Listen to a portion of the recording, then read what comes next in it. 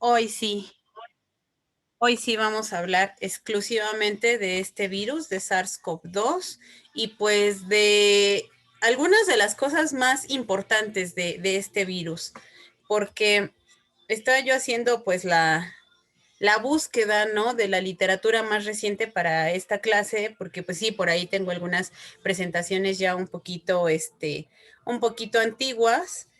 Entonces, pues quise como darles como lo que está más actual y me encontré con cosas como esta, ¿no? Bueno, hoy vamos a hablar obviamente, como les decía, ¿no? De en general, pues la pandemia, el virus, de la enfermedad, del huésped, del medio ambiente y pues de algunas perspectivas, ¿no? Que hay para este virus.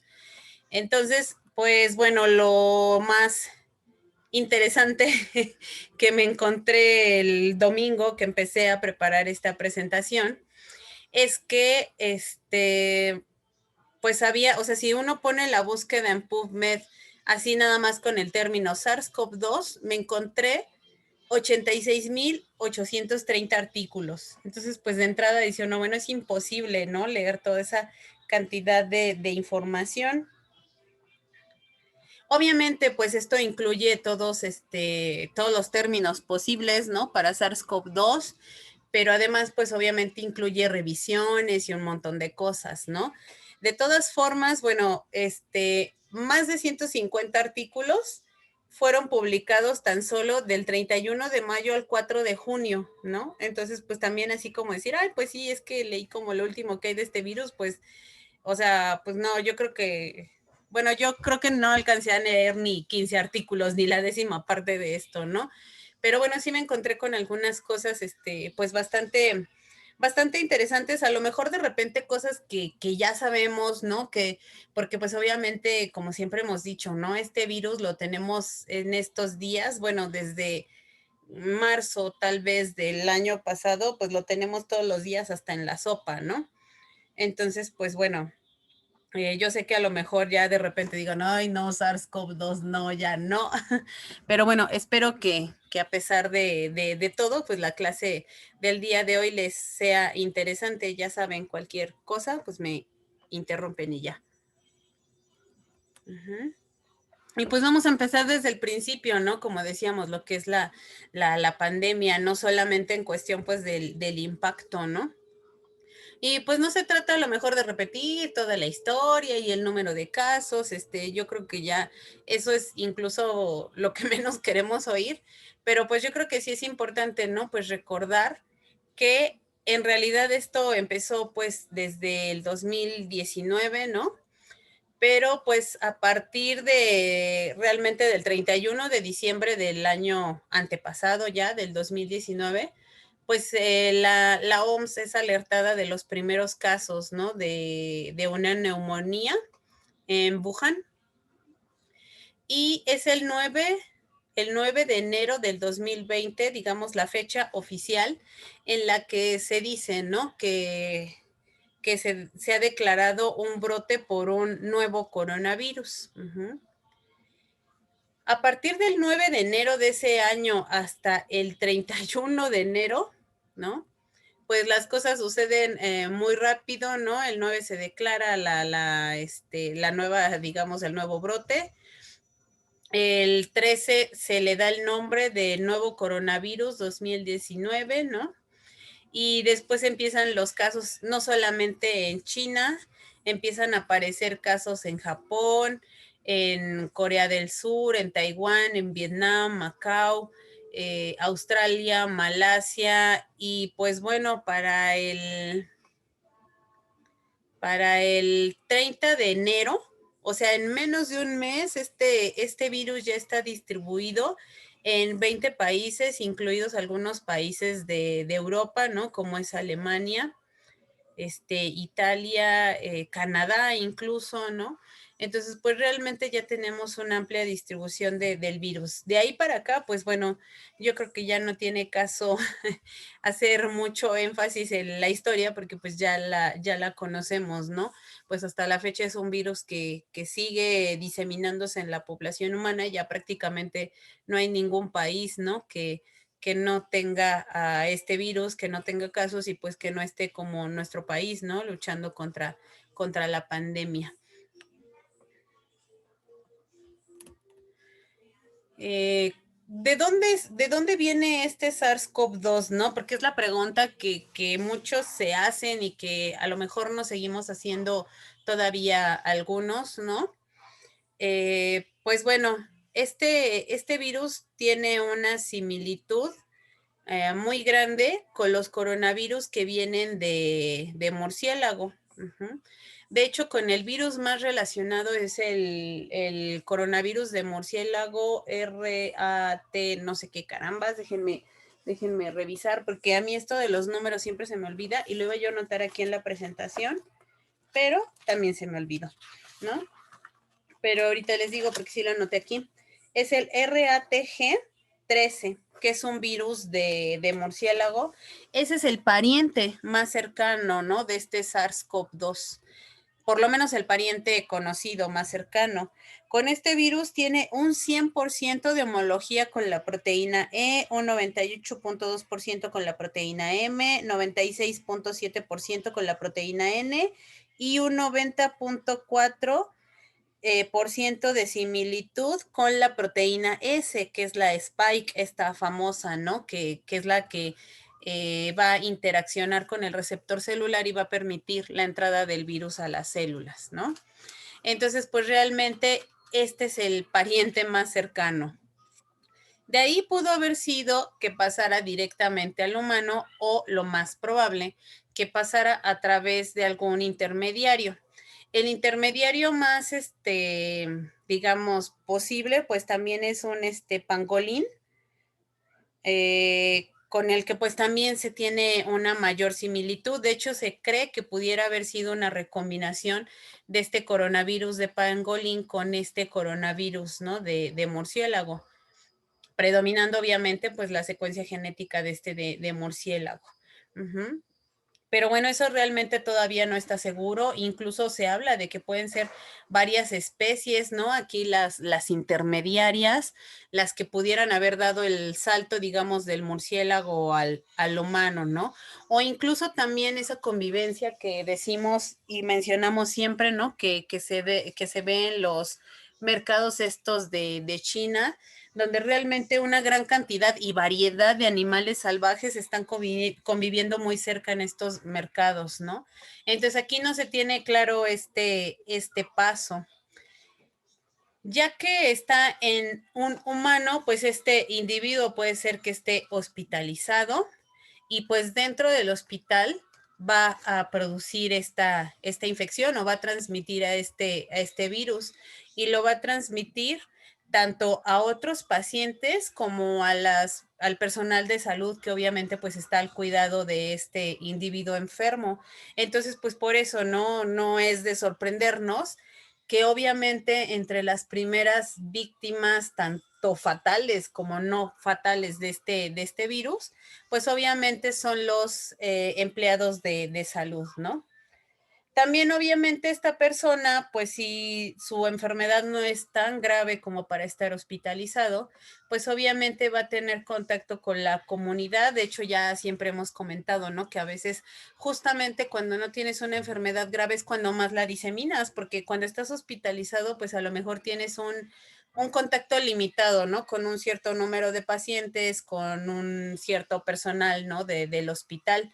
Pero cuando realmente estás pues más o menos sano o que casi no tienes síntomas, pues a lo mejor sigues haciendo tu vida normal y realmente incluso ni siquiera te percatas que tienes una infección. O a lo mejor te sientes medio mal, pero no te impide hacer todas tus actividades. Y pues como todas nuestras actividades son muy importantes, que si asistir a nuestras clases, dar nuestras conferencias, atender algún negocio, lo que sea, pues obviamente pues no lo dejas de hacer, ¿no? Entonces ahí tienes contacto con la comunidad y empieza a diseminarse el virus. Y pues obviamente ya para que pase a otros países, pues esto tiene que ver con la movilidad de una cierta cantidad de personas, ¿no? Que empiezan a diseminar el virus pues por donde sea en el mundo, ¿no?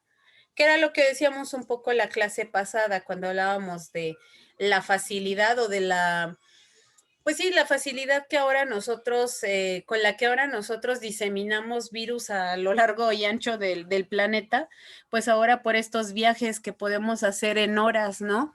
Cuando incluso todavía estamos en el periodo de incubación de una enfermedad y llegamos a otro lado y entonces ahora sí desarrollamos la enfermedad, o como decimos, a lo mejor no desarrollamos la enfermedad, pero sí estamos repartiendo virus por doquier, ¿no?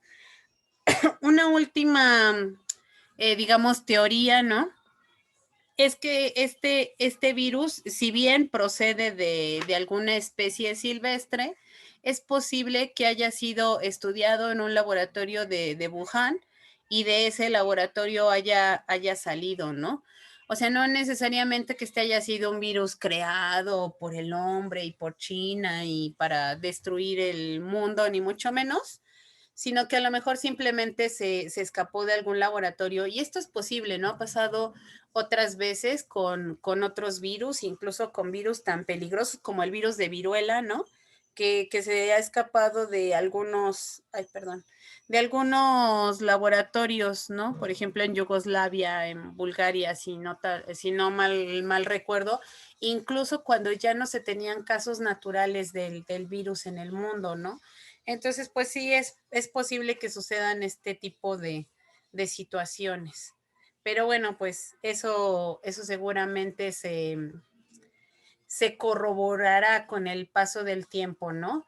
Esto se puede hacer relativamente fácil, así como yo les decía, ¿no? Comparando la secuencia del coronavirus, las secuencias, especialmente las iniciales, ¿no? Antes de adquirir todas las mutaciones que han adquirido ahorita, pues cuál es el más cercano y de verdad se demuestra que este laboratorio de Wuhan ya tenía previamente a los virus más similares, no más cercanos, incluso secuencias casi idénticas que el virus que está circulando, pues sí es muy probable entonces que hubiese salido de ahí, ¿no? Si no se logran detectar estas secuencias, digamos, en momentos previos a cuando se declara la pandemia, pues bueno, se puede argumentar, ¿no? Que más bien fueron muestras que les llegaron después. Pero bueno, pues esto tal vez sea también un poco difícil de comprobar, ¿no? ¿Hasta qué punto, hasta qué punto tú puedes, corroborar, ¿no? Que una cierta cepa existía en un laboratorio antes y después, pues bueno, dependerá mucho de los protocolos que maneje cada laboratorio. Pero bueno, no es la intención pues de hacer chisme de esto, ¿no? Sino que pues obviamente, ¿no? La cuestión, o a lo mejor incluso señalar culpables, ni mucho menos, pero pues sí es importante, ¿no? De repente tener claro pues el origen de este virus, pues para tal vez tomar medidas en el futuro, ¿no? Con futuras cepas, aisladas de otros lugares, ¿no? Creo que comentábamos la vez pasada que, no, creo que con ustedes no, que hay muchos virus que, por ejemplo, pues pueden estar en el permafrost, ¿no? Estos virus que están como congelados en estos hielos eternos que ahora con el cambio climático pueden estarse pues descongelando y esos virus pueden estarse liberando al medio ambiente y tal vez incluso alguno de ellos, ¿no? Puede estar llegando a causar alguna pandemia, ¿no? O al estarlos estudiando, incluso pues salir, ¿no? E infectar a otras especies. Entonces, pues bueno, nunca deja de ser una posibilidad, ¿no? Y pues obviamente si se demuestra que hay virus que con cierta facilidad pueden salir de un laboratorio y causar este tipo de pandemias con el impacto tan grande como está teniendo ahorita el SARS-CoV-2 en todos los sentidos de nuestra vida, pues imagínense, ¿no? La repercusión tan grande que esto puede tener en las medidas de seguridad, por ejemplo, de los laboratorios. Ujú. Otra cosa que también se ha visto es que no solamente es posible que los humanos reciban el virus de otras especies, sino que nosotros también lo podemos transmitir. Y en el caso del SARS-CoV-2 no es la excepción, ¿no? Se ha visto que puede ser transmitido del humano a otras especies de primates no humanos, como macacos, ¿no? Por ejemplo. También es posible que se transmita de los humanos a hámster, a cerdos y a estos ferrets que son ay se me fue, eran civetas, ¿no? Y también, pues, animales domésticos, ¿no? Que a lo mejor puede ser una gran preocupación entre las personas, por ejemplo, que tienen mascotas. Y se ha visto que sí es posible transmitirlo a los perros, aunque creo que no se ha detectado la enfermedad en ellos. En gatos sí se ha visto que sí se pueden llegar a enfermar de una enfermedad parecida a la que nos causa a nosotros este virus, ¿no? También como tipo neumonía. Uh-huh. También a los mink, aunque bueno, yo creo que no es una cuestión muy común, ¿no? Que así como que tengamos nuestro mink en la casa, pero bueno, puede ser más bien estos animales puede ser que en zoológicos, ¿no? Los tengan. Y en tigres, ¿no? Tigres también se les puede transmitir del humano a los tigres.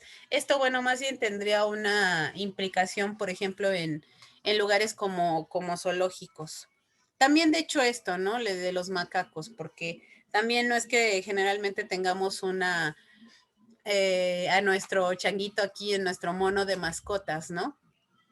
Pero bueno, ¿por qué se pone, digamos, como aparte? Porque muchas veces en ciertas comunidades pueden tener más interacción, no precisamente que los tengan como mascotas, ¿no? Pero sí tener como una cierta interacción con este tipo de especies.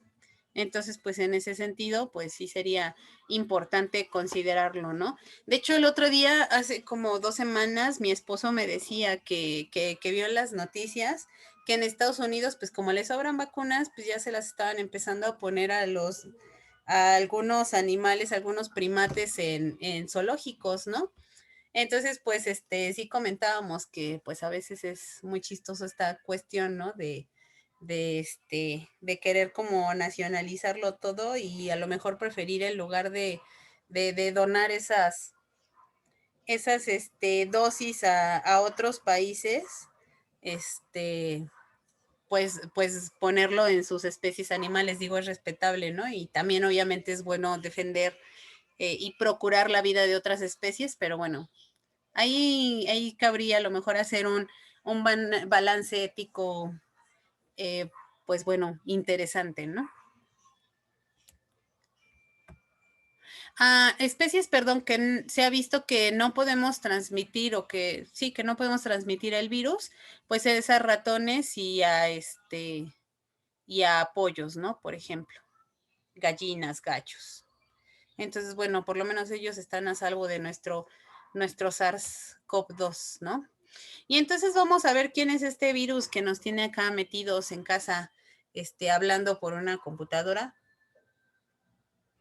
sintiéndonos de repente que estamos así como que hablando solos. Y pues bueno, me encontré esta imagen muy bonita, pero pues bueno, la desventaja de esta imagen es que solamente se ve la parte exterior. Pero bueno, aquí podemos ver la proteína E que está en la envoltura, en la membrana lipídica.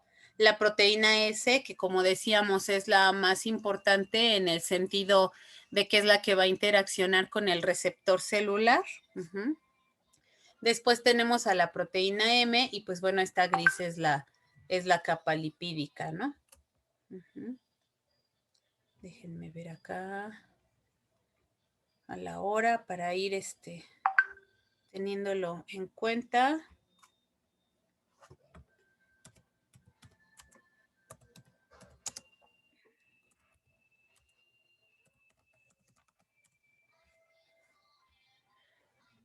Perdón, es que encargué la comida. Bueno,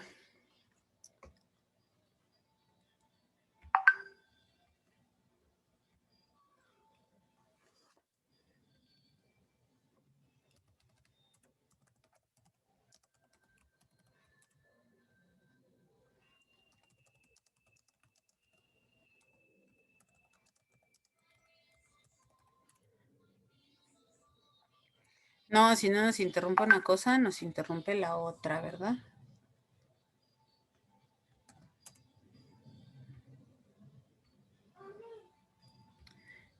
Momento, hijo. Uh-huh.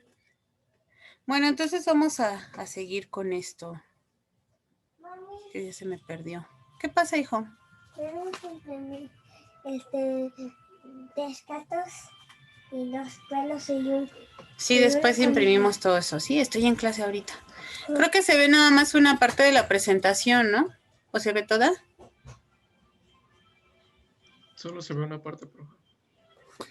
Sí, así me pasó ayer que tenía una línea rara. Pero a ver ahorita si se ve toda. Creo que ya, ¿no? Bueno, entonces vamos a ver ya toda la estructura de este virus. Como decíamos, pues en la parte de la membrana, pues realmente tenemos a estas proteínas que son muy grandes, ¿no? La spike. Y pues aquí tenemos a esta proteína de membrana que está prácticamente metida realmente en la membrana. Y ya en la parte interna tenemos a esta cápside. Esta cápside es helicoidal, está muy relacionada, ¿no? Con el RNA. Y este RNA es de polaridad positiva. De hecho, es un RNA que se parece mucho a los mensajeros celulares, aunque es muy grande, porque este es como de 29 kilobases, ¿no? O sea, sí es muy, muy grande comparado con las, no sé, 8 kilobases que podían tener otros virus, ¿no? Mucho más pequeños, como polio. Entonces, este virus es de RNA de polaridad positiva, de una sola cadena, que tiene su cap y su colita de polías, tal cual como un mensajero celular, ¿no? Y entonces, ¿qué es lo que va a suceder con este genoma del virus? Este genoma codifica para 2 proteínas en realidad. Ambas son poliproteínas. La primer proteína es una proteína que se va a procesar y se va a cortar en las proteínas no estructurales que incluyen a la polimerasa e incluyen a la, perdón, a la proteasa. Y la segunda proteína o la segunda poliproteína incluye a todas las proteínas estructurales, empezando por la S y pues bueno, la de cápside, ¿no? Básicamente, y la M. Eso es lo primero que se ve aquí. Aquí en la imagen B podemos ver pues todas las proteínas, ¿no? Que están aquí y toda la serie de glicosilaciones que tienen estas proteínas. Entonces vean que en realidad son proteínas como bastante complejas, bastante grandes, que tienen que tener además toda una serie de procesamientos después post-traduccionales, ¿no? Entonces no es nada fácil, ¿no? Como la producción, digamos, de estas proteínas. Y pues aquí también todos estos numeritos, pues son las mutaciones que se han encontrado. Entonces, pues bueno, vean que no es así tan sencillo, ¿no? Estas proteínas. Vamos a ver así rápidamente el ciclo de multiplicación viral, aunque en realidad pues ya son ciclos que ya más o menos tenemos entendidos, espero. Pues vamos a ver rápidamente qué es lo que sucede con este virus. Lo primero que va a suceder, como siempre, como todos los virus, es la adhesión, que es el reconocimiento del receptor viral por la proteína spike. Una vez que sucede esta adhesión, se van a fusionar las membranas, tanto la viral como la celular, y solamente va a ingresar el RNA, unido todavía a algunas proteínas. Pero pues aquí lo primero que va a suceder es que este ribosoma de la célula va a reconocer a este RNA mensajero, porque eso es lo que es, un RNA mensajero, y se va a empezar a sintetizar esta proteína viral, que es la primera, ¿no? Esta de las proteínas no estructurales. Esta proteína se va a cortar en pues las diferentes proteínas que son, y entonces se va a empezar a tener este complejo, ¿no? De replicación y de transcripción. Una vez que ya se tiene este complejo, lo primero que se va a producir es una cadena negativa complementaria a esta positiva. A partir de esta cadena negativa, ahora sí vamos a empezar a generar pues copias del genoma, que también son el primer mensajero, ¿no? De las proteínas no estructurales, pero además también vamos a generar un mensajero más pequeñito, que es justamente el que corresponde a esta segunda poliproteína. Entonces, estas primeras proteínas estructurales de la cápside, de la envoltura y todo eso, no se van a producir hasta que de hecho ya se produjo la cadena negativa, ¿no? Porque obviamente la cadena negativa sirve de molde. Aquí recuerden que no se producen estos dos mensajeros diferentes por splicing, sino que va a ser a partir de esta cadena negativa que se va a sintetizar como este cachito. ¿Sí? Bueno.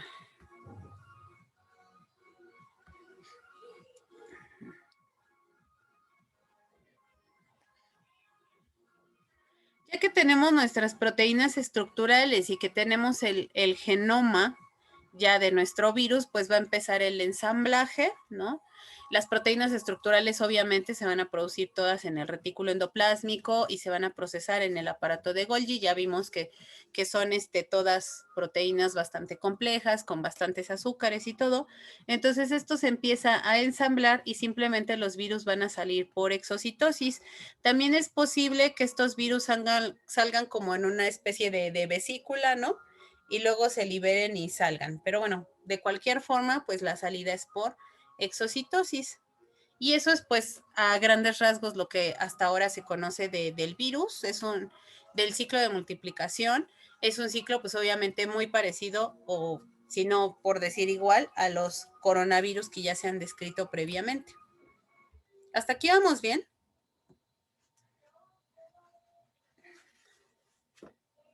Sí, profe. Bueno, pues vamos a ver la enfermedad, ¿no? ¿Qué enfermedad nos produce este virus? Los síntomas más comunes que vamos a tener por la infección del SARS-CoV-2, pues es la fiebre. Lo primero o lo que van a tener la mayoría de las personas es la fiebre. Me encontré este artículo que de hecho es como del 3 de junio, ¿no? Es una revisión de artículos, ¿no? Entonces, pues también en ese sentido, pues es relativamente, ay, no sé qué hiciste, hija. Es relativamente más fácil, ¿no? Hacer una lectura de varias cosas que se han hecho. Y entonces, pues bueno, en esta revisión de artículos, lo que observan es que varios autores, ¿no? Aquí están señalados pues los diferentes estudios, varios autores se encuentran que la mayoría de personas, más del 90% de las personas infectadas con este virus, van a tener fiebre.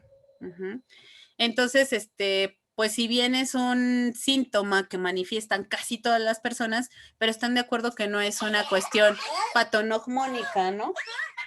Oye, pero bájale. Sí, y ve allá adentro para que puedas escuchar con mejor. Sí, con Marcos. Entonces, este es el síntoma más común, la fiebre, pero pues no es un síntoma que te diga, ay, tienes fiebre, pues ya es coronavirus, ¿no? Otro síntoma muy común, pero menos común que la fiebre, es la tos. La tos se presenta en alrededor del 70% de las personas, ¿no? Que fueron estudiadas. Entonces puede ser que tengas fiebre y no tengas tos y pues sí tienes el virus, ¿no?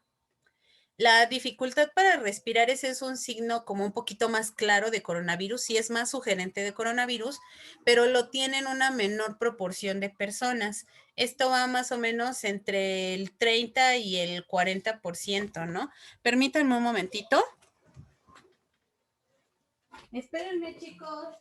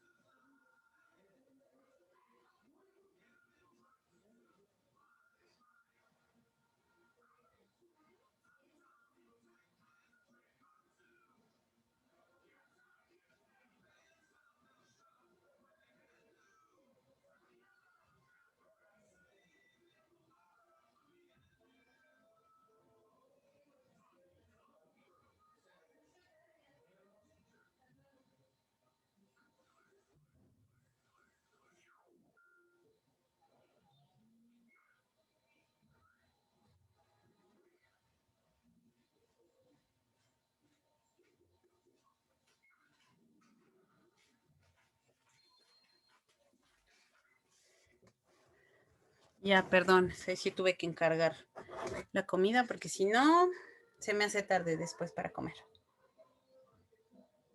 Eso de ser mamá maestra, dicen mis hijos. Bueno, entonces nos quedamos en que la mayoría de las personas tienen fiebre. Uh-huh. Lo que le sigue es la tos, pero eso ya no es en la, bueno, sigue siendo en la mayoría de las personas, pero no todos van a tener tos, ¿no? La dificultad para respirar ya es un poquito más sugerente de este virus, pues obviamente por la infección que causa en el pulmón, pero eso ya no va a ser tan común en todas las personas, ¿no?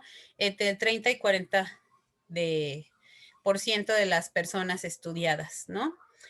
Otra cosa que también es relativamente común es la fatiga, pero lo mismo, ¿no? Esta puede variar entre, algunos estudios manejan como el 30%, incluso menos, y otros pues casi el 50%, ¿no?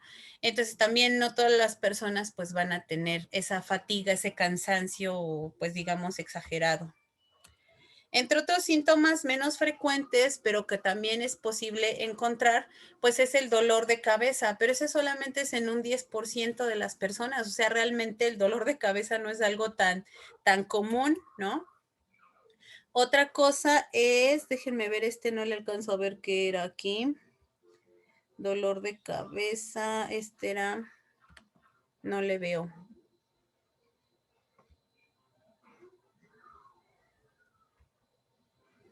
Ah, sí, desórdenes gastrointestinales, o sea, por ejemplo, diarrea, ¿no? Esto también se va a presentar en, pues, menos del 1% de las personas, o sea, realmente es muy poco frecuente la diarrea, ¿no? Otro signo que también puede ser, pues, importante, ¿no? Para decir que la persona tiene la enfermedad, pues es esto del dolor, ¿no? De la garganta, pero también se presenta en una proporción muy baja, ¿no? Más o menos como el 1%, perdón. Entonces, pues realmente la frecuencia de estos signos, de estos síntomas, pues es muchísimo menor. Otro signo y síntoma que puede ser más, bueno, otro síntoma más característico es la pérdida del sabor y del olor, pero también no es en un gran porcentaje de personas. Pero bueno, ya cuando la persona tiene fiebre, tiene tos, tiene, por ejemplo, pérdida del olfato y del gusto, pues obviamente eso sí ya es muy sugerente, ¿no? De esta enfermedad. O a lo mejor puede tener fiebre, puede tener tos, puede tener dolor de garganta, ¿no? Y dolor de pecho o le puede costar trabajo respirar. Y entonces, pues también esto puede sugerir que es esta enfermedad. Pero vean que en realidad la variedad de síntomas, dado que esta sintomatología no se presenta en todas las personas, pues puede ser muy amplia. Eso en realidad pues nos puede llevar al problema de que haya muchas personas que tienen la infección, pero no detectan los síntomas adecuadamente y pues lo confunden con otra enfermedad. O al revés, ¿no? O sea, que a lo mejor no tienes la infección y estás así como yo ahorita, ¿no? Como de repente moqueando. Por cierto, el escurrimiento nasal no es tan frecuente, ¿no? Y estás así como que moqueando y dices, ah, creo que tengo un poco de fiebre, seguro es coronavirus, ¿no? Y entonces pues ya te vas a hacer así hasta la prueba y toda la cosa y pues resulta que no es, ¿no? Entonces, pues bueno, en ese sentido, pues esto ha sido un poco difícil de repente, ¿no? De determinar si realmente tienes la enfermedad. A veces lo más, lo que más te indica que tienes la enfermedad es si estuviste cerca de un caso positivo, ¿no? Si tú sabes que a lo mejor tu amigo, tu primo, tu novio, el vecino, ¿no? Con el que estuviste en contacto, pues tuvo la enfermedad, pues a veces es lo que más te va a sugerir, ¿no? De repente dices, ah, ya empecé con dolor de cabeza y con tos y dolor de garganta, pues probablemente tengo la infección, ¿no? O mi papá o mi mamá están enfermos, pues bueno, es más probable que a lo mejor yo también me enferme. ¿Hasta acá vamos bien? Espero que todavía me escuchen. Sí, Porque profa. ya empezó otra vez Sí, el profa. Sí, ruido. profa, todo bien. Bueno, pues, ¿qué es lo que nos causa toda esta sintomatología, toda esta cuestión? ¿Qué es lo que nos causa que incluso algunas personas desarrollen un cuadro grave, severo y que incluso lleguen a morir, ¿no? Pues ya nosotros dijimos cómo es la situación en una sola célula, ¿no? Cómo es que se producen los virus y estos virus se liberan. Pero ahora trasladen, digamos, esta célula aquí a este alveolo, por ejemplo. Estos virus pueden infectar células de los pulmones, obviamente, los neumocitos que están en los alveolos, también pueden infectar algunas células endoteliales en las vías respiratorias altas, endotelios en todos los endotelios del cuerpo, también pueden infectar enterocitos, ¿no? Pero principalmente, pues las células que infectan van a estar en el pulmón, por eso es como el primer signo o los signos más notorios, ¿no? Y entonces, ¿qué es lo que sucede en este alveolo? Estas células infectadas, estos neumocitos, empiezan a producir el virus, empiezan también a producir las proteínas del virus y van a ser detectadas por el sistema inmune. Pues unos de los primeros que se van a como a percatar, ¿no? Digamos, de la infección, pues son estos macrófagos. Estos macrófagos pues van a liberar algunas interleucinas como la interleucina 6, la interleucina 1 beta y algunas otras quimiosinas y citocinas que obviamente van a empezar a reclutar a un montón de células, ¿no? Para empezar, pues todas las CD4, las células T, las células B, ¿no? Obviamente todo esto es con el fin de empezar a inducir la respuesta adquirida, ¿no? Estas células, pues a su vez van a poder liberar también algunas citocinas y también van a venir otras células, ¿no? Esta interleucina 6, pues eso es lo que va a favorecer. La interleucina 1B, pues va a favorecer más bien la presencia de neutrófilos y estos neutrófilos, pues también van a secretar algunas proteínas, van a ejercer la función citotóxica y la idea pues es empezar a destruir, ¿no? Todas estas células que pudieran estar infectadas por el virus. También obviamente tenemos pues la atracción de los linfocitos helper, los ayudadores, pues también para favorecer toda esta respuesta inmune. Toda esta bola de citocinas, ¿no? Y quimiosinas, pues obviamente también van a ser capaces de salir de este alveolo, digamos, y llegar pues a otros lugares, ¿no? Por ejemplo, aquí los macrófagos activados pues también son capaces de migrar aquí hacia los capilares que están, digamos, irrigando este pulmón, este alveolo. Obviamente, pues también para llamar a las células dendríticas, ¿no? Y todo esto para ir favoreciendo la presentación de antígenos. Pero pues obviamente todas estas citocinas no solamente pues van a salir y ya, sino que van a empezar aquí a traer un montón de células, ¿no? Inflamatorias. El problema es que cuando esta respuesta es tan exacerbada, pues realmente incluso podemos tener un daño en el alveolo y también podemos llegar a tener aquí un daño del endotelio, no solamente porque también las células endoteliales están siendo infectadas y se están dañando, sino por toda esta migración exagerada de células y las citocinas que también hacen que este endotelio se abra, pues precisamente para que puedan salir todas estas células, ¿no? Entonces tenemos ahí como dos factores que nos están dañando tanto a los alveolos como a los capilares, a estos endotelios, que son pues la respuesta inmune celular y pues las quimiosinas, ¿no? Que están ahí dañando todo esto. Además, obviamente, de la infección viral, que por sí misma va a tener un daño sobre estas células infectadas y pues obviamente estas células, aun cuando no fueran reconocidas por la respuesta inmune, pues obviamente se van a empezar a dañar por toda esta salida de virus y todo esto, ¿no? ¿Hasta acá vamos bien? Se ha visto que también la infección de las células endoteliales induce la activación del complemento, entonces también, ¿no? Es otra forma de ir como destruyendo las células, que al final en realidad eso es lo que queremos, ¿no? O sea, destruir las células infectadas para que la infección se controle lo más rápido posible. El problema es que cuando todo esto está ocurriendo aquí dentro del alveolo, es posible que sucedan cosas como estas, ¿no?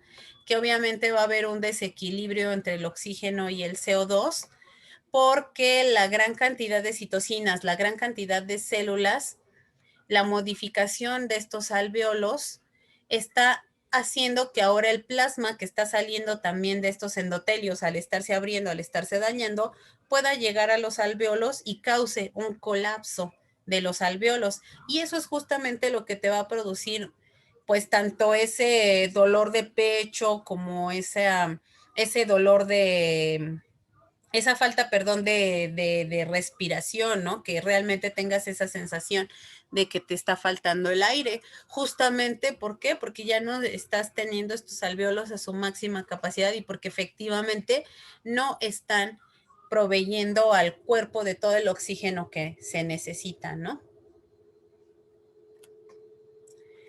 El SARS-CoV-2 también se ha visto que puede dañar al corazón, que puede dañar al sistema nervioso central y que puede dañar al riñón, ¿no? Entonces, en el caso del riñón, pues puede haber un daño aquí en los tubos, en los túbulos del riñón, precisamente por esta infección de las células epiteliales. Y pues obviamente eso va a hacer que estos túbulos se dañen y que pueda haber además una respuesta inflamatoria, ¿no? Dentro del riñón. Pero además también pues va a aumentar toda esta vasodilatación, pueden empezarse a formar algunos trombos por toda esta activación, por todo este incremento de interleucina 6, que va a llamar también un montón de plaquetas y un montón de células, y entonces incluso se pueden llegar a formar trombos. Entonces, pues obviamente la infección se puede complicar, no, ya no solamente es una infección limitada en el sistema respiratorio, ¿no? Que ya era una cuestión grave, sino que también estamos dañando al riñón, por ejemplo. Si esta situación es similar en otros capilares en todo el cuerpo, podemos incluso llegar a tener una falla multiorgánica y pues la persona puede llegar a morir, ¿no? Y entonces obviamente pues tiene que ver tanto la infección, ¿no? Si este virus pues obviamente entre mayor carga viral en el cuerpo tengas, pues obviamente va a ser peor para el cuerpo porque vas a destruir más células. Pero además pues si tienes una tormenta ahí tremenda de citocinas, de interleucinas y toda esta respuesta inflamatoria exacerbada, pues obviamente eso va a inducir que pues lejos de controlarse la infección, pues más bien te mueras antes, ¿no? Por toda la sintomatología y por todo el daño ocasionado también por la respuesta inflamatoria. Entonces, pues, ¿cuáles como las vías, ¿no? De patogénesis? Es que, bueno, pues, obviamente, pues vas a tener aquí la infección, vas a destruir un montón de células, ¿no? La respuesta también, pues, te va a dar una inflamación, pues exacerbada, pero a la vez también puede haber vasoconstricción, ¿no? O sea, los vasos se están destruyendo, pero a la vez se están constriñendo, ¿no? Por toda esta, pues, cantidad de daño, ¿no? Y eso también te puede llevar a hipoxia, pero no solamente en el pulmón, sino en diferentes tejidos. También se puede producir esta trombogénesis, como decíamos, por este daño al riñón y pues en general, ¿no? A todos los endotelios. Y pues bueno, al final pues puedes llegar a tener un daño a un montón de órganos, ¿no? ¿Cuál es como el tratamiento que te puede ayudar, ¿no? A contrarrestar todos estos síntomas? Pues bueno, obviamente, pues para contrarrestar la infección, pues ya hay algunos antivirales, no son específicos contra este virus. Por ejemplo, decíamos, la clase de laboratorio que puedes tener, algunos antivirales que son dirigidos contra, por ejemplo, estas polimerasas, estas RNAs polimerasas dependientes de RNA, ¿no? Entonces, esos son los que se pueden utilizar aquí. Algunos antivirales incluso que están diseñados contra proteasas, proteasa del virus de la inmunodeficiencia humana también se ha utilizado aquí, ¿no? Obviamente los resultados no son tan eficientes porque no es justo el blanco de acción, pero pueden llegar a funcionar, ¿no? Hay algunos otros medicamentos que no son antivirales, pero que se ha visto que pueden reducir la carga viral, como la hidroxicloroquina o la citromicina, ¿no? Obviamente, pues también puedes ayudar a la persona a hidratarse, ¿no? También se puede dar la terapia esta con plasma de personas que ya superaron la infección, pues pensando en favorecer no tanto como toda esta cuestión de la inflamación, sino más bien pues la neutralización de los virus, ¿no? Si se ve que pues la inflamación es muy exacerbada, pues se pueden dar esteroides, ¿no? Incluso algunos inhibidores de la interleucina 6, que es una de las que más se ha visto expresada, ¿no? En este virus, ¿no? También se pueden dar algunos tratamientos contra los receptores AC2, pues como para tratar, ¿no? De bloquearlos y que ya no se favorezca ni tanto esta vasoconstricción como la infección por el virus, ¿no? Para cuando se están formando algunos trombos, pues anticoagulantes, ¿no? Básicamente. Ajá. Y pues bueno, cuando ya realmente tenemos un daño ya en todos los órganos, pues la oxigenación, ¿no? Es una cuestión importante, el soporte cardíaco, incluso algunas terapias con células madre y cosas así, terapias que en realidad en muchos casos pues todavía son como un poco experimentales, pero que pues por la cantidad de casos, ¿no? Pues se ha empezado a ver que pudieran funcionar. También es una revisión que me encontré muy, muy actual, de apenas de este mes, ¿no? De los primeros días de este mes. Entonces, pues bueno, es bueno considerar estas cosas, ¿no? Otra cosa que pues hemos dicho siempre, ¿no? Que tiene que ver en qué tan grave es una enfermedad, pues obviamente los factores del huésped, ¿no? Y pues también esta revisión me la encontré hace rato en la mañana. Y es apenas del 5 de junio, o sea, es también muy, muy reciente. Pero también es una revisión de otros artículos y pues básicamente no les puse como las tablas que manejan porque son como bastante complejas, pero sí les quise poner aquí esta parte de como de la primera página, digamos, del artículo, porque desde el resumen, ¿no? Te dicen claramente que los pacientes que tienen, pues, los peores, digamos, pronósticos, pues son todos aquellos que tienen enfermedades respiratorias crónicas, enfermedades crónicas en el riñón, en el hígado, obviamente diabetes, hipertensión, o sea, cosas que en realidad ya sabemos desde hace mucho tiempo, ¿no? Pero pues que obviamente con toda la investigación que se sigue haciendo, pues cada vez es más notorio, ¿no? Que este tipo de infecciones pues realmente conllevan a un mal pronóstico. Pero aquí lo interesante es pues la hipótesis, ¿no? Que ellos hacen también, no solamente ellos, ¿no? Sino por todas las revisiones que se han hecho, que puede ser que ante estas enfermedades crónicas la expresión del receptor sea mayor, o sea, que se incrementa, ¿no? La expresión de esta enzima convertidora de la angiotensina 2, que es el receptor, ¿no?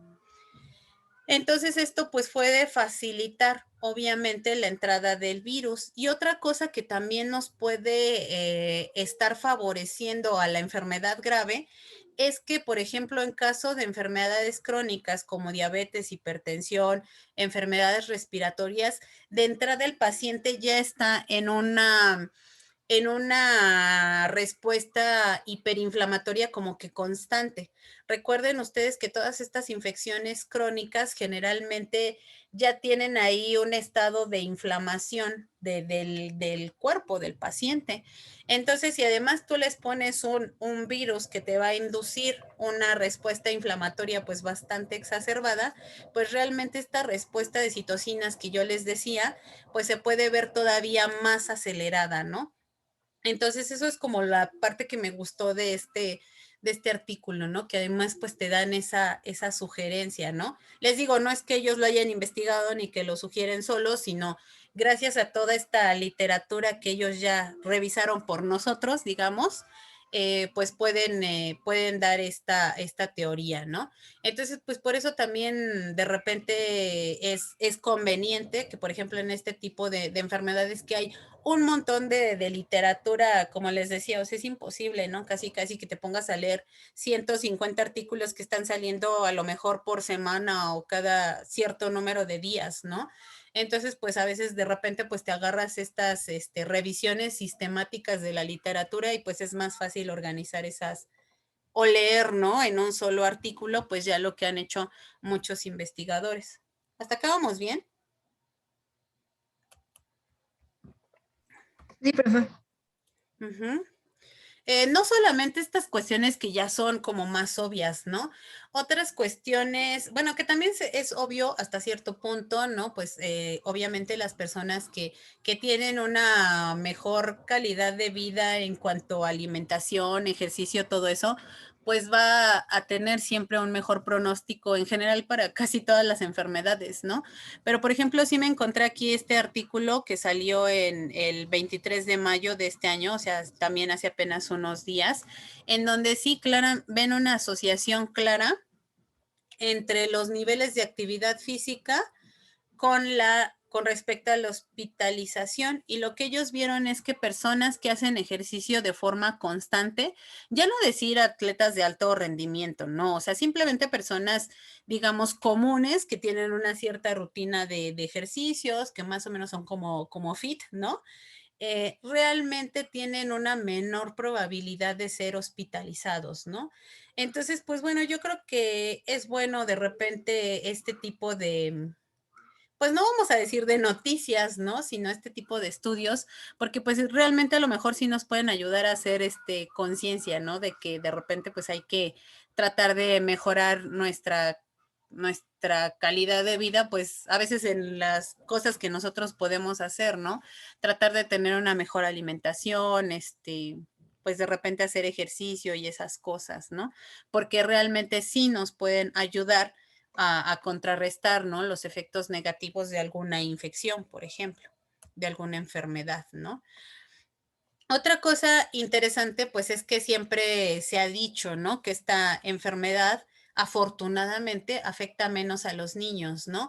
Generalmente las personas mayores, los adultos mayores son los más susceptibles en cuanto a género. Los hombres también son más susceptibles que las mujeres a tener una enfermedad grave.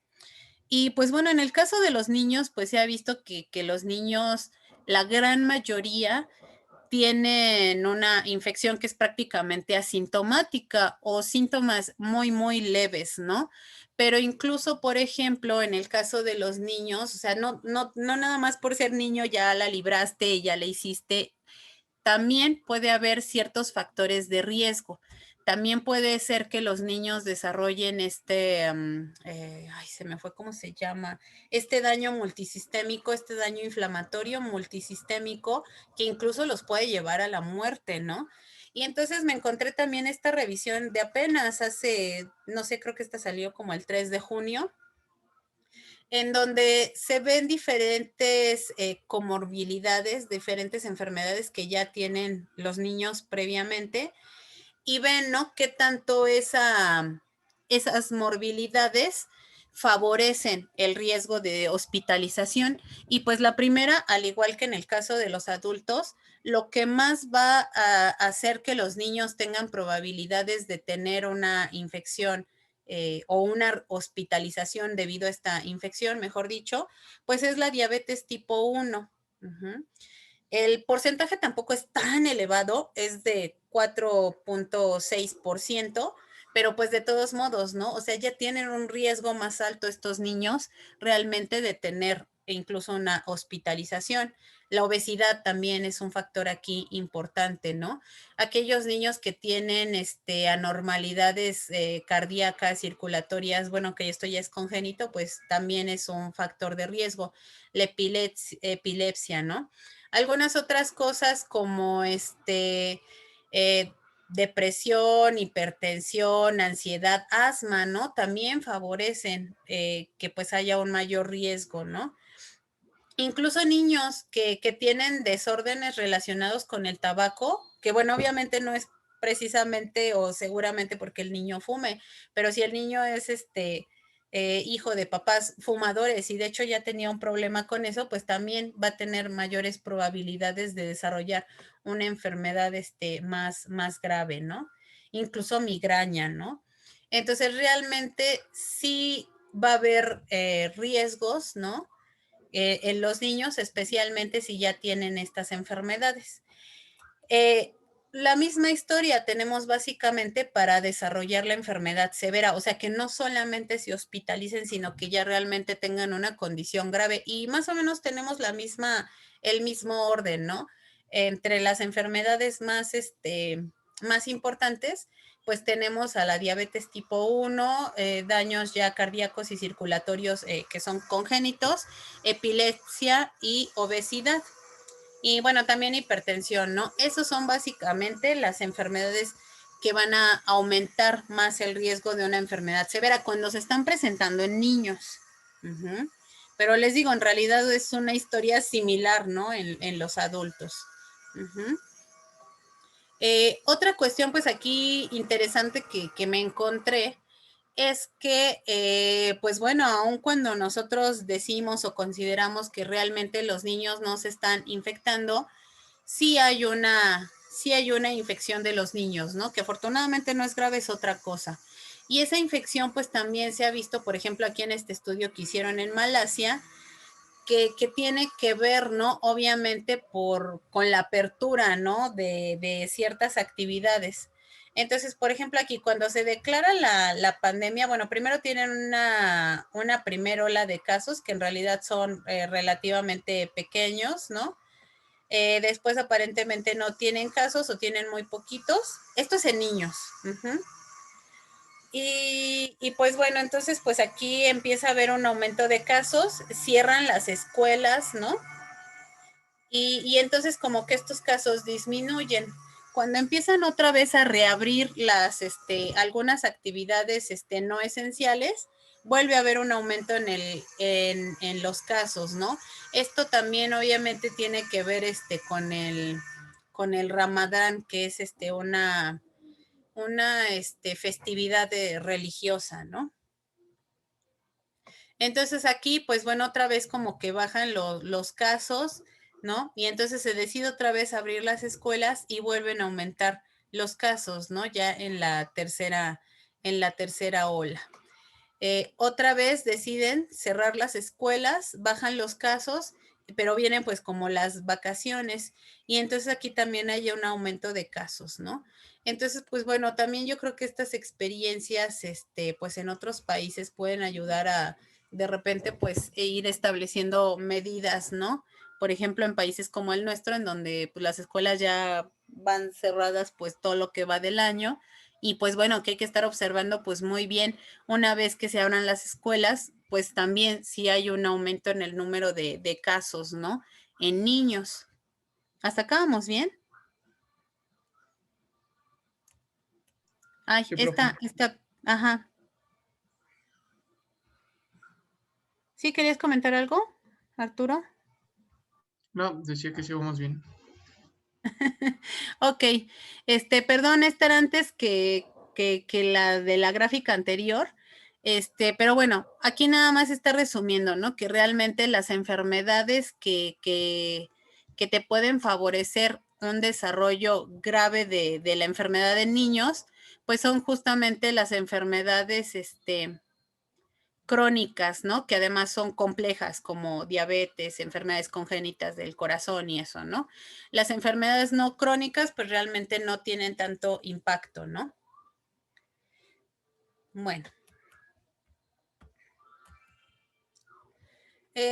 Otra cosa también muy interesante que, bueno, ya había escuchado, pero no había encontrado por lo menos la referencia, ¿no? Para ponérselas, es que también, o sea, así como se ha visto que la diabetes favorece una infección grave, ¿no? Por el SARS-CoV-2, también se ha visto que el SARS-CoV-2 puede inducir diabetes o que puede a lo mejor favorecer la diabetes, ¿no? No, pues entonces estamos fritos, porque pues si ya soy diabético, me puede dar una infección más grave y a lo mejor si no era yo diabético, tal vez tengo por ahí la susceptibilidad ya, si me da la infección a lo mejor se me puede desarrollar diabetes, ¿no? Oink. Pues bueno, este artículo también lo encontré, que es así súper reciente, del 3 de junio, ¿no? Y pues bueno, aquí lo que hicieron, o bueno, lo que dicen es que la infección con este virus va a inducir la transdiferenciación de células beta, que son justamente estas células productoras de insulina. ¿Qué significa eso de transdiferenciación? Pues bueno, nosotros en el páncreas pues tenemos estos islotes de Langerhans, en donde tenemos estas células beta, ¿no? Productoras de esta insulina. Esto de la transdiferenciación, pues recuerden ustedes que dentro del ciclo celular, pues las células se pueden diferenciar, ¿no? Pueden estar en su ciclo celular o pueden diferenciarse. Aquí pues la cuestión con estas células es que pues no se van a diferenciar precisamente en células beta, sino que se van a diferenciar de una forma diferente, de tal manera que ahora la producción de insulina va a disminuir y va a aumentar la producción de glucagón y de tripsina 1. Entonces, esto obviamente va a favorecer a que haya un desregulamiento en todo esto pues de la insulina, y entonces realmente ayudar, ¿no? A favorecer que ahora haya la aparición de diabetes. ¿Por qué sucede esto de la transdiferenciación? Porque estas células de este islote, cuando se infectan con el virus, pueden aumentar su producción en algunos factores de transcripción, como el factor de transcripción 2 alfa, que es lo que va a llevar a las células a que ahora en lugar de seguir con su ciclo de división, con su diferenciación, pues que tenían normalmente, ahora empiecen a expresar otro tipo de proteínas y a modificar estos patrones de expresión, ¿no? Entonces, pues bueno, esto obviamente pues lo hacen ya poniéndoles ahí la infección, pero por ejemplo también vieron de entrada que en sujetos que no tienen la infección por COVID, pues obviamente tienen digamos, una producción normal de insulina, todas estas células son como normales, pero en individuos que fueron infectados, realmente por eso ponen así rosita, porque la mayoría de las células van a estar transdiferenciadas. Y entonces, pues estos son personas que incluso no es que se vayan a recuperar de la infección y después se vayan a quedar con su diabetes. Son personas que incluso pueden llegar a morir, ¿no? Entonces, pues obviamente es una condición, pues que puede llegar a ser bastante grave. ¿Hasta acá vamos bien? Entonces, pues la cosa con este virus pues se pone muy interesante y muy compleja, ¿no? Porque ya vimos que el hecho de que no solamente afecte a las células del pulmón, pues te puede traer un montón de consecuencias. Esto a lo mejor también nos puede ayudar a entender y a explicar de alguna forma, ¿no? Tal vez no con absolutamente todos los mecanismos moleculares, pero nos puede ayudar a entender por qué muchas personas quedan con secuelas de la infección. No es que la infección les dure mucho tiempo. Las personas se recuperan de la infección, pero después, como obviamente tuvieron un daño muy extenso en los pulmones, tuvieron un daño, por ejemplo, en los capilares, tuvieron un daño aquí en estas células del páncreas, del riñón, son personas que pueden llegar a tener secuelas que de repente sí nos explicamos, como la fatiga, ¿no? La falta de aire en algún momento dado, cuando, por ejemplo, incluso personas que hacían mucho ejercicio y que de repente quieren retomar sus actividades de hacer ejercicio y realmente no pueden porque se fatigan o les falta el aire, ¿no? Cuando están haciendo estas actividades que antes hacían de rutina, ¿no? O personas que a lo mejor, como en este caso, pueden llegar a desarrollar diabetes. Incluso yo he escuchado de casos, ¿no? Que dicen que, por ejemplo, se les cae mucho el cabello, ¿no? O que la piel les puede quedar un poco más seca. Todo esto puede ser por el daño a los endotelios, ¿no? Entonces, realmente estamos viendo que esta enfermedad que nosotros decíamos que, o sea, sí no es grave o no es tan grave en el sentido de que pues el porcentaje de mortalidad no es tan elevado, afortunadamente. Imagínense si lo fuera, ¿no? Si de por sí estamos acá chillando por este virus, ¿no? Pero además, pues la cosa se complica porque puede llegar a dejar secuelas que si tal vez no, o sea, el hecho de que se te caiga el cabello a lo mejor no es tan relevante, ¿no? Pero pues obviamente sí te va a producir cambios. Más importante pues es si solías hacer ciertas actividades y ahora ya no puedes, ¿no? Porque te fatigas. Entonces pues obviamente sí tiene un impacto más allá del porcentaje de mortalidad, ¿no? El medio ambiente también influye. Déjenme ver a qué horas son antes de las 12:13. Yo creo que sí llevamos buen tiempo. Uh-huh. También me encontré este artículo como apenas del mes pasado. Es un artículo tal vez un poquito más sociológico, pero me pareció como bastante interesante, porque bueno, hace un montón así de comparaciones, que sí de los ingresos y todo, pero bueno, algo que encontré muy interesante es esta gráfica, ¿no? Aquí se muestran, por ejemplo, las infecciones por región, bueno, las infecciones por el virus SARS-CoV-2 por región. Y entonces vean, por ejemplo, esta parte como lila o rosadita, no sé cómo la vean ustedes. Esta corresponde a las infecciones en Europa, que son más o menos el 17% del mundo. Y por ejemplo, vean en Latinoamérica, ¿no? Las infecciones, pues obviamente son una mayor cantidad de infecciones con respecto al porcentaje en el mundo, son de 27.7%. De hecho, es la región, ¿no? Que tiene un mayor número de infecciones. Uh-huh. Después sigue pues Norteamérica, obviamente Estados Unidos, después aquí el sur de Asia y pues bueno, ya otras regiones. Uh-huh. Y en esta, ay, y en esta gráfica tenemos los decesos. Aquí una cosa que me pareció como interesante es que pues si nosotros vemos, ¿no? Pues una región que fue muy golpeada al inicio de la pandemia, pues obviamente fue Europa, ¿no?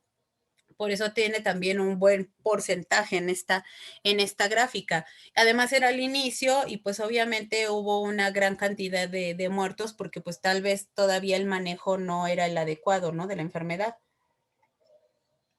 Entonces vemos que sí hay un como aumento pues importante incluso de la mortalidad, ¿no? Con respecto a otras regiones. Pero algo que me pareció interesante es, por ejemplo, América Latina. Si bien de por sí tiene una mayor proporción de infectados con respecto, por ejemplo, a Europa, pero aquí vemos que de plano en el porcentaje de muertes, o sea, como que es todavía mucho más. O sea, sí aquí aumentó como del 16 al 23, ¿no? Pero pues aquí también del 27 al 33, o sea, realmente tenemos como un aumento importante en pues en la mortalidad, ¿no? Con respecto a otras regiones. Por ejemplo, Estados Unidos, pues tiene el 21% de infecciones y pues también más o menos el 21% de mortalidad, ¿no? Entonces ahí más o menos vamos en una proporción como adecuada, ¿no?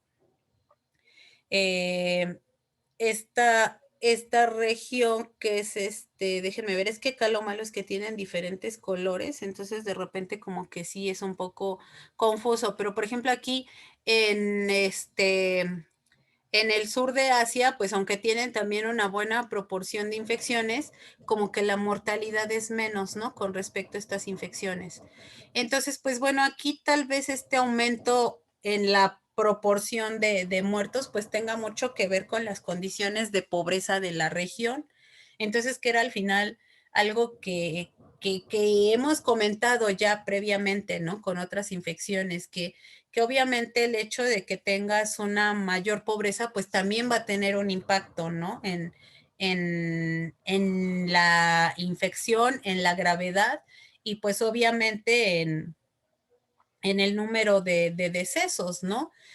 Esto lo explicamos pues, por un montón de cosas, ¿no? Ya hemos dicho que obviamente también en condiciones de pobreza, pues no tienes las condiciones adecuadas de alimentación, de ejercicio, de una vivienda a lo mejor digna, ¿no? Que te permita en algún momento dado un aislamiento o que te permita en algún momento dado incluso una ventilación adecuada, ¿no? Para tener buenas condiciones e incluso recuperarte más pronto. Pero no solo eso, ¿no? Yo recuerdo, por ejemplo, cuando a unos tíos les dio esta enfermedad COVID, pues además fue justo por ahí de entre enero, febrero, que era como cuando teníamos el mayor número de casos y que pues tenías que estar consiguiendo oxígeno como por todos lados, ¿no? Entonces, pues sí fue ahí una cuestión como bastante fuerte, ¿no? Porque pues había que estar rentando que el concentrador y cosas así. Y entonces tú dices, o sea, la verdad es que una persona, bueno, acá nosotros pues a lo mejor entre todos, pues ahí cooperamos y todo y al final se pudo hacer, ¿no? Pero la verdad es que si piensas en una familia o en personas que apenas tienen como para comer, no pueden, o sea, no pueden pagar simplemente un concentrador de 4,500 o 5,000 o 6,000 pesos, la renta, ¿no? Mensual o por 2 o por 3 semanas. O sea, no lo puedes hacer. Comprar medicamentos a lo mejor así carísimos para tratar de mejorar tu capacidad pulmonar y todo. Entonces, obviamente eso también va a influir en la mortalidad, ¿no? Si al final no puedes tener acceso al tratamiento o a lo mejor, por ejemplo, aquí en la Ciudad de México, pues sí había podías ir a rellenar tus tanques y cosas así de oxígeno, ¿no? En esos momentos, pero dices, bueno, o sea, por ejemplo, mis tíos hicieron la solicitud en el servicio de salud y pues total que pasaron su periodo de convalecencia y pues no, realmente no tuvieron acceso a ese oxígeno, ¿no? Entonces de repente dices, o sea, sí, si no tienes los recursos, pues literal te mueres, ¿no? Por falta de esos medicamentos, ¿no? Entonces, pues sí es una situación ahí como bastante fuerte. Este, no me voy a poner aquí a echarle la culpa al sistema capitalista, ¿no? Pero bueno. Una cuestión también interesante que se vio en Brasil, no sé si ustedes han escuchado, que surgió, ¿no? Una cepa ahí de preocupación, se dice. Y entonces, pues me encontré también por ahí un artículo igual muy reciente, ¿no? De apenas de esta semana, en donde decía que pues las mutaciones, es este artículo, ¿no? Que incluso se llama así, ¿no? La tormenta perfecta, en donde en resumen, así muy breve, nos dice que pues obviamente los virus mutan, porque pues ustedes saben que los virus van a mutar independientemente de lo que ocurra, ¿no? Pero si además tienes factores epidemiológicos en donde, por ejemplo, no hay el distanciamiento social, tal vez no hay las medidas profilácticas adecuadas, pues realmente vas a tener o sea, vas a favorecer que estas mutaciones pues ahora se propaguen con mayor facilidad y pues realmente tengas acá la tormenta perfecta, ¿no? La aparición de todas estas variantes, ¿no? Como les decía, este artículo pues es apenas del 3 de junio, ¿no? Entonces, pues gracias también al análisis genómico, pues obviamente se han visto, ¿no? Todas estas cuestiones, ¿no? De las mutaciones que han aparecido. Y pues bueno, también me encontré aquí este artículo que también igual es un poco como más de tipo sociológico, pero bueno, pues sí analizan, ¿no? Con respecto incluso a esta pandemia, y justo es en Brasil, ¿no? Este estudio, en donde sí ven que, por ejemplo, pues hay una gran inequidad en las condiciones de trabajo y además en las comorbilidades, ¿no? Que se observan. Como decíamos, al final las comorbilidades van a tener un gran impacto también en el desarrollo o en el pronóstico de la infección por el SARS-CoV-2. Y entonces, por ejemplo, se ve que el trabajo, ¿no? Pues dependiendo de la educación, pues es diferente. Personas con mayor educación generalmente tienen más probabilidades de tener un trabajo a distancia, en donde realmente no vas a tener pues muchos riesgos porque vas a estar trabajando en tu casa, ¿no?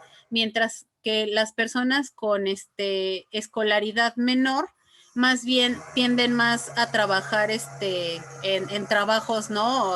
Face to face, o sea, cara a cara, o presenciales, mejor dicho, o también pues a tener incluso desempleo o trabajos en donde el pago no es suficiente, ¿no? Entonces, pues aquí se ve una clara cuestión. Además, también las personas con mayor educación tienen menos comorbilidades, ¿no? Que personas, por ejemplo, que solamente tienen la educación primaria, incluso se ve así, ¿no? La escalerita, ¿no? Como van aumentando las comorbilidades conforme decrece el nivel educativo, ¿no? Pero algo también similar pasa no solamente con la educación, sino con la raza. Bueno, el origen étnico, ¿no? En donde pues también, ¿no? Generalmente las personas blancas pues tienen mayor probabilidades de tener teletrabajo y de tener mejores oportunidades que personas, por ejemplo, pues de otras razas. Bueno, acá los asiáticos tienen como una mayor variación, ¿no? Pero en general, pues los blancos, ¿no? Son los que tienen mayor probabilidad de nuevo, ¿no? Tener un teletrabajo, pues, más adecuado, ¿no? Y también tienen menos probabilidades de tener algunas comorbilidades en comparación con personas pardo, que bueno, serían tal vez como nosotros, ¿no? O personas de afro, ¿no? Afroamericanas. Entonces, pues, todas estas cuestiones, pues, obviamente, pues, reflejan, ¿no? Lo que comentábamos, que no solamente son cuestiones climáticas y todo, sino también cuestiones de la sociedad, pues van a tener un impacto en el desarrollo de estas enfermedades, ¿no? ¿Cuáles son como ya las perspectivas? Nadie tiene dudas, comentarios, sugerencias, ¿no? Yo me sigo. Bueno, ¿por qué lo puse aquí esto del diagnóstico como prospectiva, no?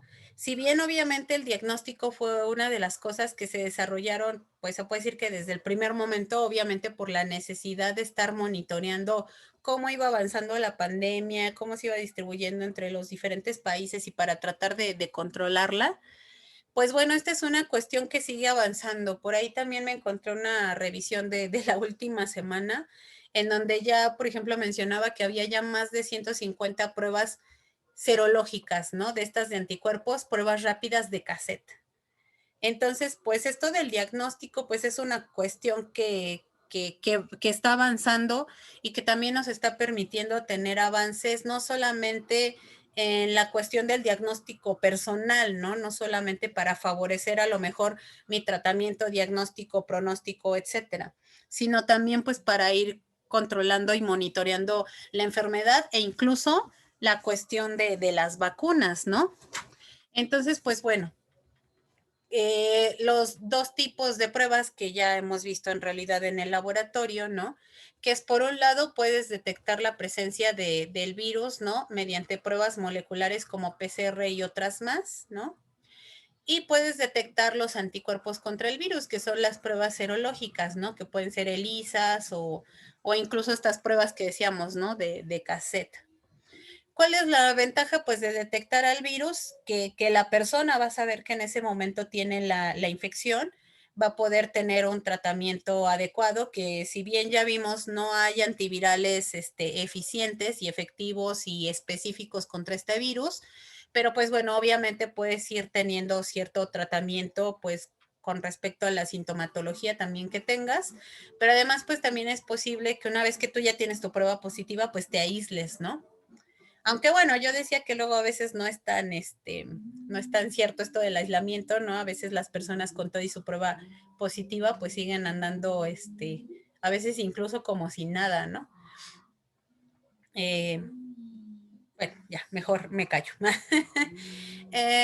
Y pues bueno, en el caso de los anticuerpos, pues te puede ayudar a detectar personas que a lo mejor en algún momento dado tienen la duda, ¿no? Si tuvieron esta infección, o incluso, pues te puede ayudar también a monitorear, ¿no? Dentro de una población, ya que tantas personas se han infectado y a lo mejor que tantas personas todavía están en riesgo, en cuestión de proporción, ¿no? A lo mejor no necesariamente que tú le digas, tú estás en riesgo, tú no, aunque bueno, obviamente si tienes el resultado, pues ¿por qué no hacérselo saber a la persona, ¿no? Pero obviamente, pues aquí el nivel poblacional, pues tiene mucho que ver. Y pues obviamente también el poder ya detectar anticuerpos te puede ayudar a evaluar las vacunas, ¿no? Por ejemplo, las vacunas, la vacunación, qué tan efectiva está siendo a nivel poblacional. Obviamente, pues puedes medir de entrada, pues la cantidad de anticuerpos que se están generando, ¿no? ¿Cuáles son las pruebas ya, digamos, aprobadas para detectar COVID en cuanto a pues todos los diferentes tipos? Pues bueno, tenemos algunos diagnósticos rápidos que pues básicamente están, están basados en anticuerpos contra el virus, ¿no? Entonces aquí pues más bien estás midiendo como la respuesta inmunológica que está generando el paciente, ¿no? También algunos ensayos quimioluminescentes que también estás buscando pues los anticuerpos contra el virus, algunos ensayos de ELISA y también ensayos de neutralización. Estas son pruebas obviamente que te ayudan a medir anticuerpos, ¿no? Entonces, pues, ¿cuál es la ventaja que te van a dar? Pues bueno, algunas son muy rápidas, te van a dar el resultado rápidamente, ¿no? Pero no te van a decir, por ejemplo, la cantidad de anticuerpos que hay, ¿no? Por ejemplo, las ELISA sí te dicen, sí te cuantifican cuántos anticuerpos, pero por ejemplo no te dicen si son anticuerpos que van a ser capaces de inhibir al virus, ¿no? Y entonces aquí, por ejemplo, ya en los anticuerpos neutralizantes, sí te dicen si esos virus son capaces de inhibir al virus, pero no te dicen si son capaces de inhibir su ciclo de multiplicación, porque obviamente estos lo van a neutralizar cuando están fuera del virus, pero obviamente esto ya te habla de una respuesta más eficiente, ¿no? Esto, por ejemplo, pues serían pruebas más adecuadas para evaluar, por ejemplo, la vacuna. La desventaja es que pues obviamente son ensayos pues mucho más largos, no son así como entre 10 y 30 minutos, sino entre 3 y 5 días, ¿no? Pero bueno, como hemos dicho siempre, al final tú puedes elegir la prueba diagnóstica que más te sea útil dependiendo de lo que quieras saber. Si al final solamente quieres saber si la persona estuvo o no en contacto con el virus o si tiene anticuerpos, pues incluso con una prueba rápida te sirve, ¿no?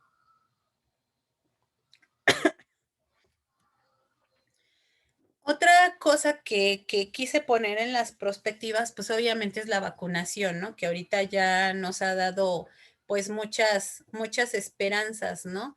De poder regresar más o menos a lo que conocíamos antes del virus, ¿no? Bueno, a nuestra vida normal o a una nueva normalidad, ¿no?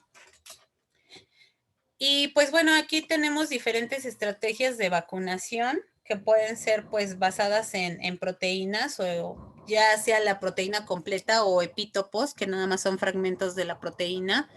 Las vacunas de RNA, que son ya varias de las que ya han salido, ¿no? En donde solamente tienes un RNA mensajero que codifica para una cierta proteína o una cierta región de la proteína y esto lo metes en, por ejemplo, en liposomas, ¿no?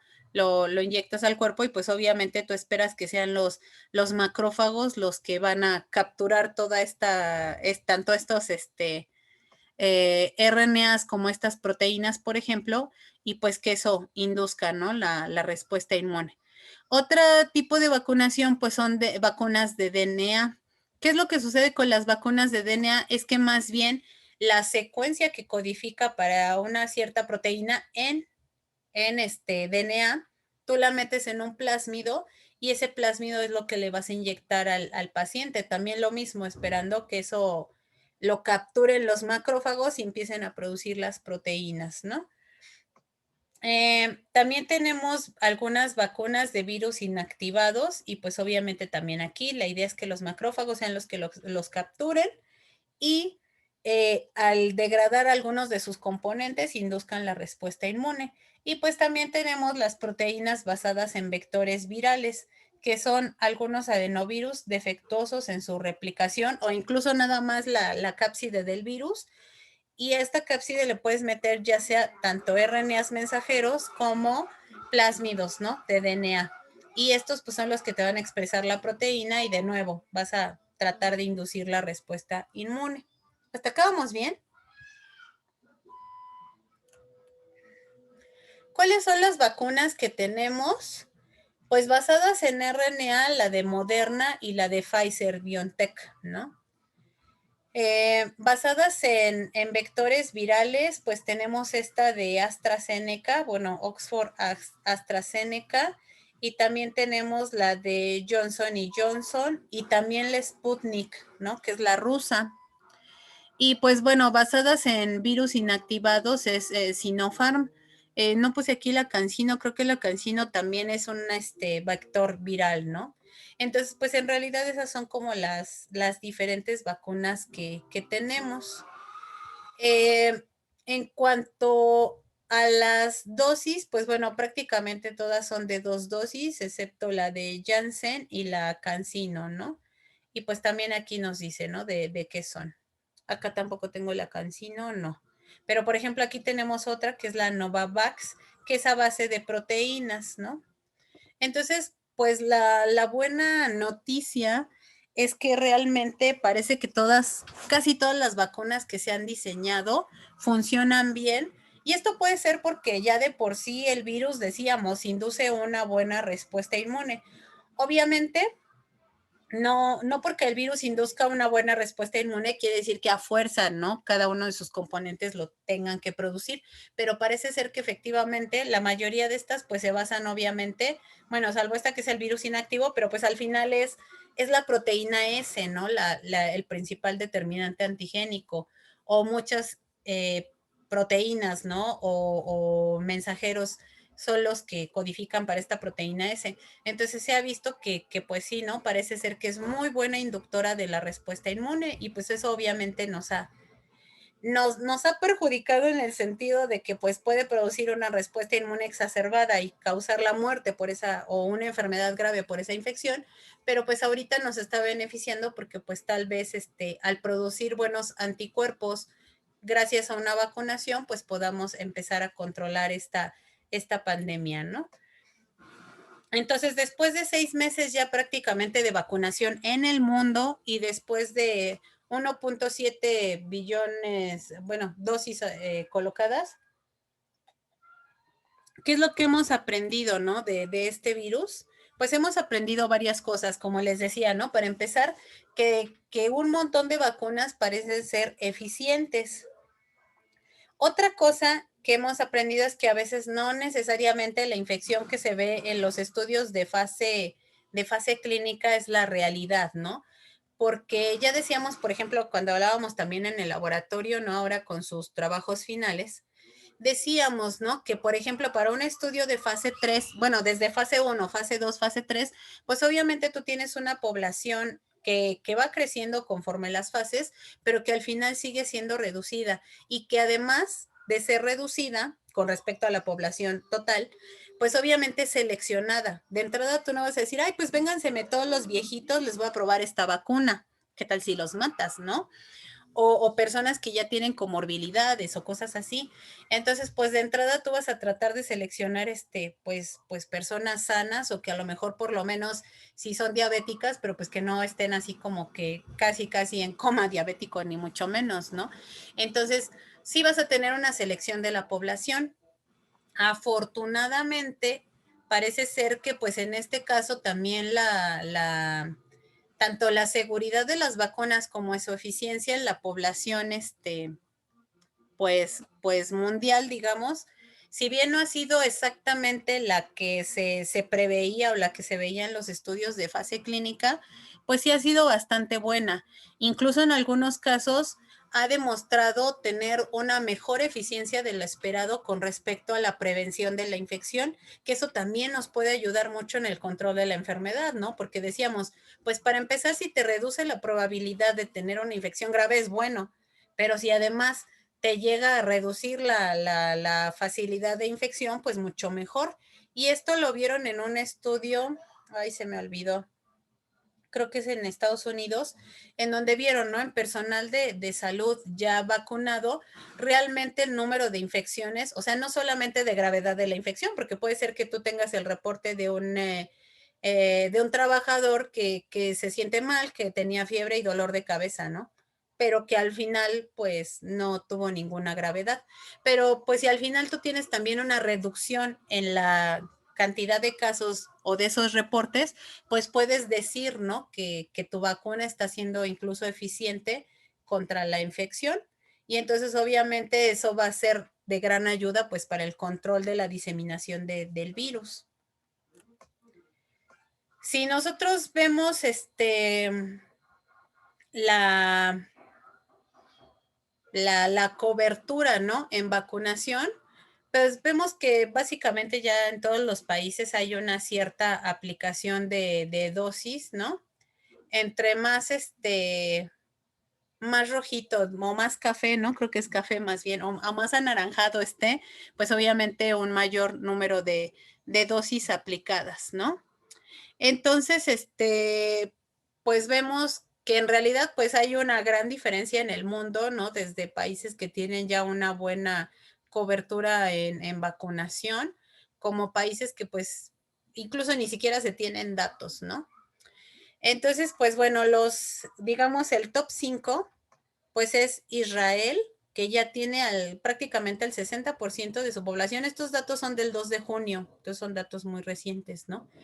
Israel tiene el 60% de su población ya completamente vacunada y el, no sé, 63% de la población que está parcialmente vacunada, pero bueno, pues o sea, ya la mayoría de su población está prácticamente vacunada en su totalidad, ¿no? El país que le sigue en vacunación es el Reino Unido, con el 38% de la población ya completamente vacunada y el 20% adicional de población parcialmente vacunada. O sea, ya, pues por lo menos aquí tienen el 58% de población que por lo menos ya tiene una dosis. Entonces, en realidad también ya es la mayoría de la población, ¿no? Que tiene por lo menos una dosis. Después le sigue Estados Unidos, en donde tenemos prácticamente el 50% de la población ya vacunada por lo menos con una dosis y de esos el 41%, ¿no? Ya completamente vacunados. Después sigue Brasil con un 11% de población completamente vacunada y un 22% de población pues que por lo menos tiene una dosis. Y después viene la India con un poquito más del 10%, bueno, del 12%, ¿no? 12.5% de personas, pues por lo menos con una dosis, ¿no? Y pues solamente el 3% de personas vacunadas. Y pues bueno, entonces pues ya se imaginará en México que realmente tiene una proporción de vacunación todavía muy, muy baja, ¿no?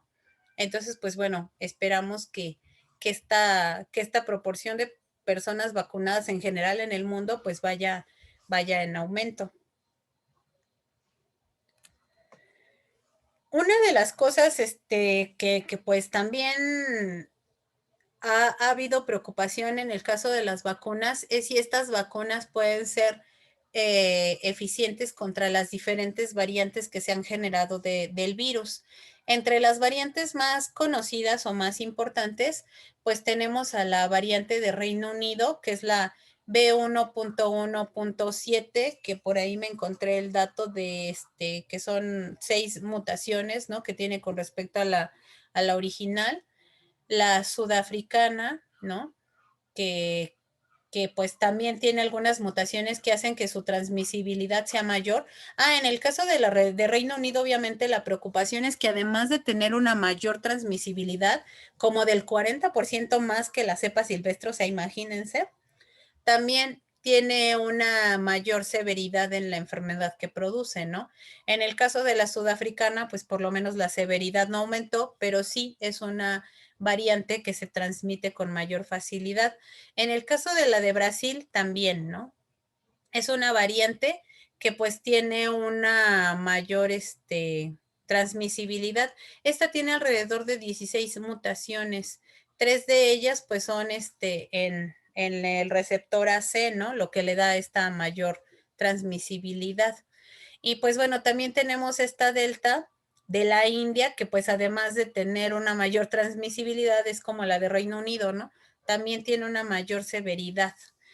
Entonces, ¿cómo se están comportando las vacunas frente a estas variantes? Pues por lo menos por los estudios que hasta ahorita llevan, parece ser que la de Pfizer es efectiva contra la variante de Reino Unido y un poquito menos contra la variante de Sudáfrica, pero pues ahí la llevan, ¿no? La de Novavax, que todavía también no es una que se distribuye así por todo el mundo, pero esta parece que tiene pues buenos resultados para proteger también contra la variante de la India, la de Reino Unido, un poquito menos con la de Sudáfrica, pero bueno, pues hay algo, ¿no? La de AstraZeneca es tal vez la que tenga mayor preocupación en el caso de la cepa de Sudáfrica, porque parece ser que casi no da protección contra la variante sudafricana. Pero bueno, pues por lo menos contra la de Reino Unido sí.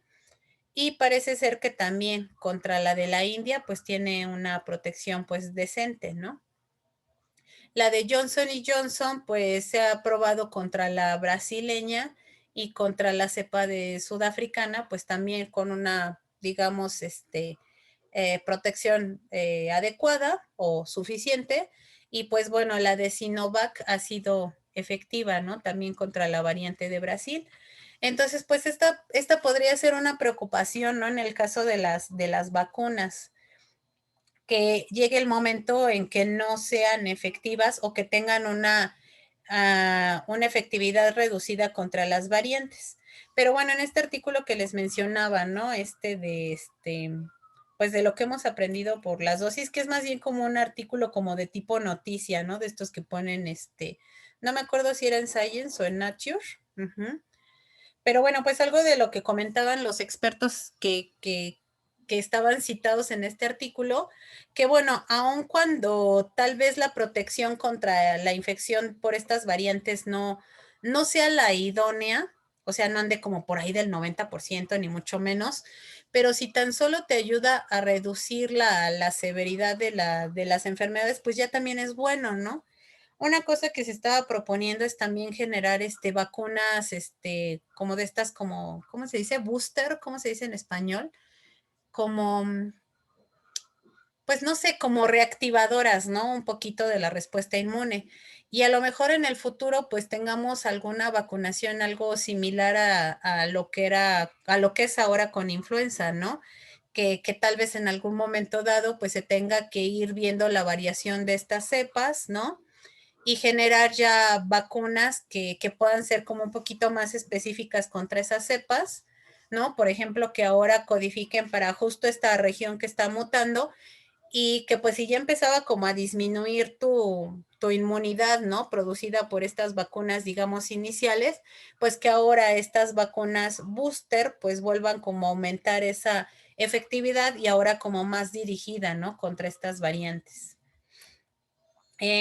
También se hablaba, ¿no? De que pues ya se podían establecer estos carnets de vacunación y gracias a ellos, o bueno, las personas que trajeran su carnet de vacunación, pues ahora sí que pudieran andar como por todo el mundo y ya viajar y sin mayor preocupación, o no sé si ustedes escucharon en las noticias que también la OMS sugería, ¿no? Que por ejemplo en Estados Unidos las personas que ya estaban vacunadas ya podían andar, por ejemplo, o salir y estar en contacto con otras personas sin necesidad de usar este cubrebocas, ¿no?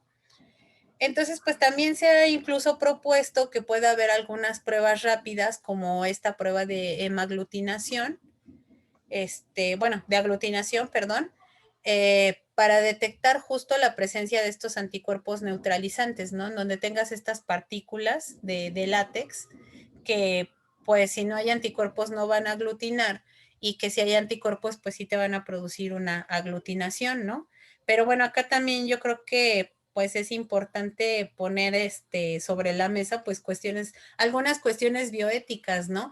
¿Hasta qué punto esto puede llegar a ser discriminatorio, ¿no? De que si todavía no me he vacunado, no pueda yo viajar o salir o dejar de usar una mascarilla o cosas así, ¿no? Entonces, pues bueno, creo que esto ya sería todo.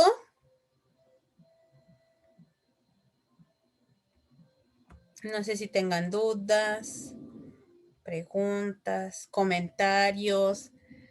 Ayer, por ejemplo, sí aprendí algo nuevo porque uno de sus compañeros de la tarde me decía que podía haber una cierta retrotranscripción del virus y que secuencias del DNA se insertaran, ¿no? Entonces me pasó el artículo y lo estaba leyendo. Está un poco complejo porque hicieron por ahí algunos virus recombinantes y eso. Y de hecho, ¿no? Incluso los investigadores se preguntan si a lo mejor de forma natural, no con virus así como en el laboratorio, si de forma natural realmente pudiera haber la probabilidad, ¿no? De que algunas secuencias de los coronavirus se insertaran, ¿no? En el genoma de las células. Entonces, pues, luego no terminó uno de aprender nunca. Entonces, no sé si tengan comentarios, preguntas. Pues lo único, profe, es que es como muy sorprendente cómo se hizo tanta información, ¿no? En poco tiempo. Bueno, que de hecho ya había muchos estudios anteriormente, pero pues aún así la aplicación de toda esa información fue muy rápida. Siento yo el desarrollo de tecnologías para mejorar los procesos fue muy bueno. Sí, de hecho, por ejemplo, este artículo que les mostraba al último de las vacunas, sí decía por ahí un investigador que para él el desarrollo tan rápido de las vacunas, o sea, en menos de un año prácticamente, eh, era para él el equivalente como poner un nombre en Marte, ¿no? Porque realmente esto nos habla de, justo como dices, estos desarrollos tecnológicos tan rápidos.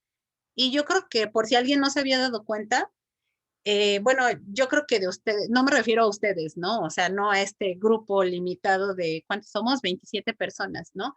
En general, o sea, yo creo que esto sí tendría que ser un buen punto, ¿no? Para demostrarle a la sociedad, a los gobiernos y a muchos incrédulos de la ciencia, que realmente el avance de la ciencia nos puede ayudar, pues a controlar un montón de cosas, ¿no?